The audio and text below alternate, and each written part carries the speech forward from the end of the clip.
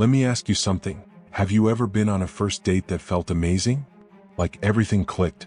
You laughed, she smiled, and it seemed like the universe was conspiring to bring you two together. But then, the second date happens. Or worse, doesn't happen. And suddenly things feel off. What went wrong? Did you say too much? Too little? Were you trying too hard or not enough?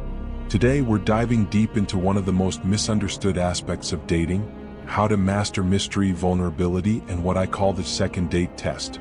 The moment when attraction either grows stronger or fizzles out completely. By the end of this video, you'll know exactly how to navigate this critical phase and keep her wanting more. Let's start with mystery. Now, before you roll your eyes and think, oh great, another guy telling me to play games, hear me out. Mystery isn't about playing mind games. It's about keeping yourself slightly unknowable in a way that sparks curiosity.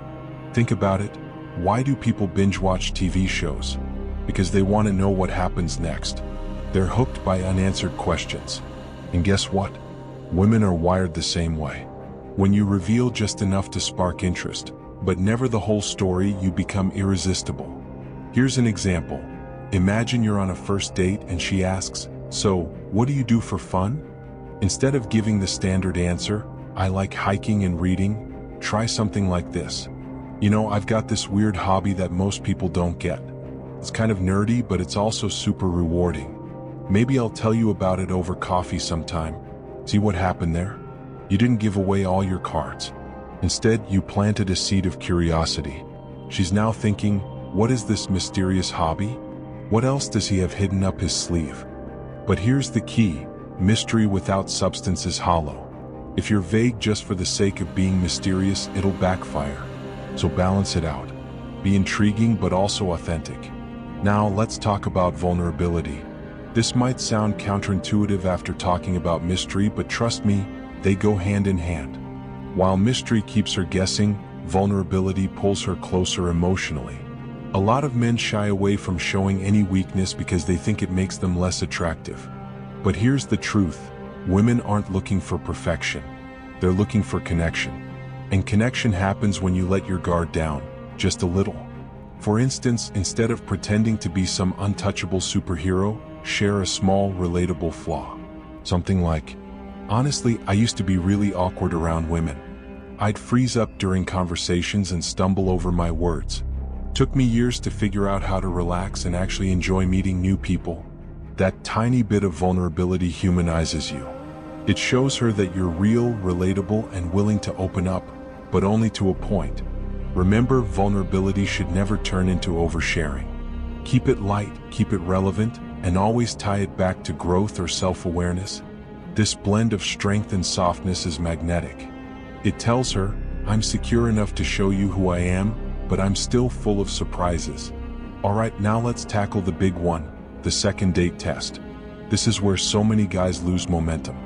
They kill attraction unintentionally by doing one of two things. Either they disappear completely, hoping to build anticipation, which often comes across as disinterest, or they bombard her with texts, calls, and excessive attention, which screams neediness. The sweet spot lies somewhere in between.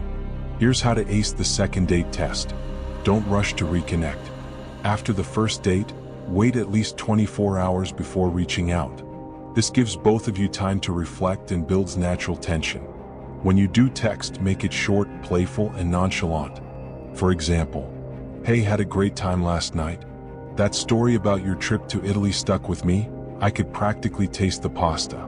Create a reason to meet again. Frame the second date as an extension of the first, not a formal event. Say something like, "There's this live music spot downtown I've been meaning to check out. Thought it'd be cool if you came along." No pressure though, it's just a casual thing. Notice how this feels spontaneous yet intentional. That's the vibe you're aiming for. Test her investment. Pay attention to how quickly she responds and whether she suggests alternatives if your plan doesn't work for her. These subtle cues will tell you where her head's at. If she's genuinely interested, she'll find a way to make it happen. On the second date, pay close attention to these 3 key behaviors. Is she relaxed, open, and present? Look for signs of mindfulness and engagement. Is she fully there with you, or does her energy feel scattered? Studies say mindful men were rated more attractive because they demonstrated an ability to stay focused on the present. Does she ask genuine questions about you? Genuine curiosity reflects emotional intelligence and a desire to understand you on a deeper level. Conversely, if she monopolizes the conversation with stories about herself, it may suggest self-centeredness or disinterest. Does she reciprocate your vulnerability? Healthy relationships thrive on balanced vulnerability. If you share a personal story or feeling, does she respond in kind, offering a piece of herself as well? Or does she remain guarded and distant? To bring this home, let's look at a couple of real-life examples. Imagine you're texting a woman after your first date. Instead of saying, "Had fun tonight. Let's hang out again soon," try this instead. "Last night reminded me of something funny." Ever notice how everyone says they hate small talk, yet it's almost impossible to avoid? Anyway, hope we can skip straight to the good stuff next time. See the difference? The second message is playful, memorable, and leaves room for her imagination. Or picture this. You're sitting across from her on the second date and the conversation starts to lag. Instead of panicking, lean in and say, "You know, I was thinking about our last conversation, and there's one thing I couldn't stop wondering about." Do you ever feel like life moves too fast to truly savor the moments that matter? Boom. Instant depth. Instant intrigue.